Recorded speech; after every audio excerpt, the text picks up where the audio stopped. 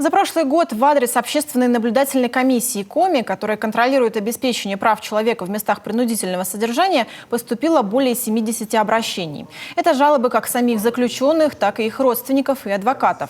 Об этом рассказал председатель УНК Эдуард Бушуев на расширенном заседании, посвященном итогам работы комиссии за 2020 год.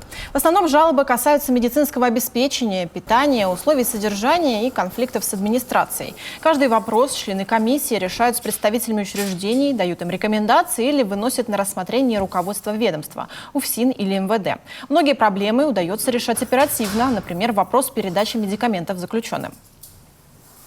Просто так любые лекарства на территории, допустим, те же самые колонии не получится, необходимо разрешение, медчасти. Вот эти вот все бывают несогласованности, отсутствие каких-то заявлений, либо еще чего-либо, не позволяет этим медицинским бандеролям, допустим, своевременно поступить. Вот таких несколько было жалоб, не жалоб, не обращений, чтобы мы вмешались, в конечном итоге данные лекарства поступили и люди их получили. То есть помимо тех лекарств, которые выдаются медчастями в самих колониях, допустим, родственники имеют право, допустим, отправлять какие-то витамины, либо дополнительные аналоги каких-то лекарств, считая, что, допустим, они могут быть более качественные или еще что-то. Если есть разрешение врача лечащего, то это вполне допустимо.